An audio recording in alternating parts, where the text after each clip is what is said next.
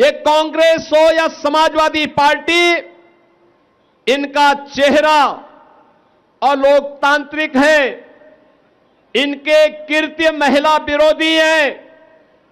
इनके सामने प्रधानमंत्री मोदी जी ने जो विकल्प दिया था अपनी महिला विरोधी छवि को समाप्त करने के लिए, उसका इन्होंने नाजायज दुरुपयोग करने का प्रयास किया है। और आज इसीलिए देश भर में आधी आबादी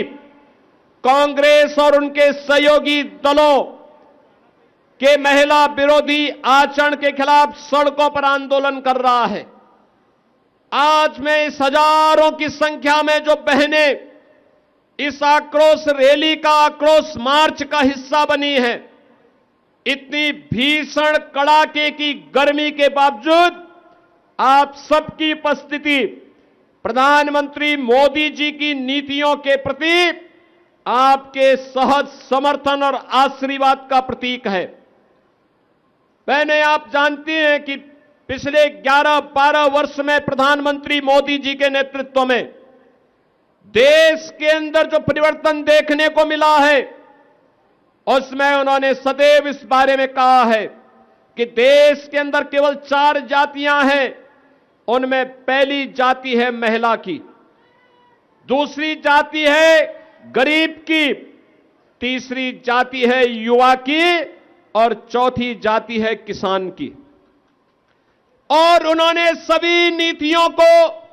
इन्हीं 4 के इर्द गिर्द केंद्रित करते हुए देश को आज आर्थिक उन्नति के एक नए सोपान तक पहुंचाने में सफलता प्राप्त की है। देश के अंदर इंफ्रास्ट्रक्चर के इस नए युग का कार्य हो, नए भारत के अनुरूप भारत के अंदर भारत की विरासत के संरक्षण का कार्य हो, या फिर देश के अंदर समाज के अलग अलग तबके के उत्थान के लिए चलने वाली योजनाएं, इन सब का केंद्र बिंदु या तो आधी आबादी नारी शक्ति है, जिसके सम्मान,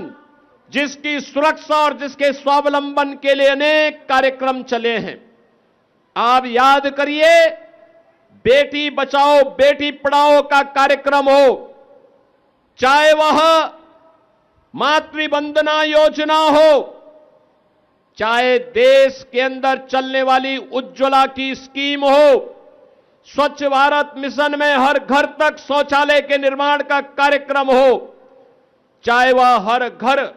को, हर परिवार को छत उपलब्ध करवाने के लिए, हर गरीब परिवार को छत उपलब्ध कराने के लिए पीएम आवास की योजना हो, चाहे ग्रामीण अभिलेख के रूप में घरौनी वितरण का कार्यक्रम हो, चाहे वह पीएम स्वनिधि में ड्रोन प्रदेश के अंदर स्ट्रीट वेंडर के स्वावलंबन का कार्यक्रम हो, या फिर वह प्रदेश के अंदर, देश के अंदर चलने वाली तमाम योजनाएं जो किसी परिवार को केंद्रित करते हुए उनके स्वावलंबन का आधार बन रही है, ये सभी योजनाएं प्रधानमंत्री मोदी जी ने आधी आबादी को, गरीब को, नौजवान को और अन्नदाता किसानों को केंद्र में रख करके बनाई है।